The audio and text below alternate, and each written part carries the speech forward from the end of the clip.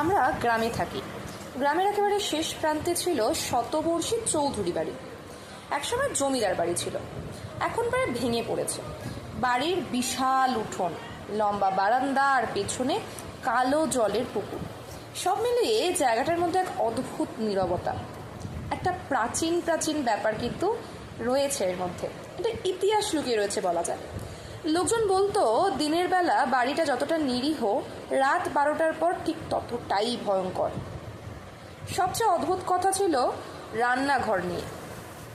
গ্রামের বুড়োরা বলতো রাতে খাবার খেয়ে বাসন নোংরা ফেলে রাখিস না, আর যদি রাখিস তবে মাঝরাতে কেউ এসে সেগুলো মেজে দিয়ে যাবে, কিন্তু তার দাম দিতে হবে।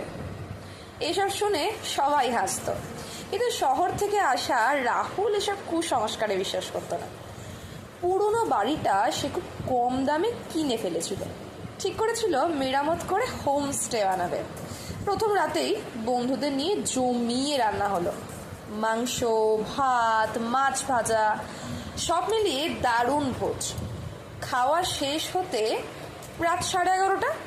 বন্ধু সৌমেন বলল, চল বাসনগুলো ধুয়ে ফেলি। রাহুল হেসে বলল, কাল সকালে হবে। ঠিক তখন পাশের বাড়ির বৃদ্ধা জানলা দিয়ে বললেন, বাবা, বাসনগুলো ধুয়ে রেখো। রাহুল হেসে উত্তর দিল, ঠাকুমা, ভূত এসে মেজে দেবে নাকি? বৃদ্ধা আর কিছু বললেন না, শুধু দীর্ঘশ্বাস ফেলে জানলা বন্ধ করে দিলেন। রাত ঠিক 1টা। হঠাৎ ঠং ঠং, ঝনঝন, ছপ ছপ, মনে হলো কেউ যেন ধাতুর থালা একটার পর একটা রাখছে। রাহুলের ঘুমটা ভেঙে গেল। সে ভাবলো নিশ্চয়ই বিড়াল ঢুকেছে। রান্নাঘরের দিকে এগিয়ে যেতেই শব্দ থেমে গেল। দরজা খুলে সে তো অবাক, সব বাসন ঝকঝকে পরিষ্কার, যেন একদম নতুন। বন্ধুরা বলল, তুই কি উঠে ধুয়েছিস? রাহুল মাথা নাড়ল, না। সেই রাতের ঘটনা সবাই মজা করেই উড়িয়ে দিল। দ্বিতীয় রাত আবার খাওয়া হলো। এবার ইচ্ছে করেই সবাই বাসন ফেলে রেখে ঘুমিয়ে পড়ল। রাত ঠিক 1টা নাগাদ আবারও সেই শব্দ, কিন্তু এবার শব্দের সঙ্গে মিলেমিশে একটা গুনগুন সুর। কেউ যেন খুব আস্তে আস্তে গান গাইছে।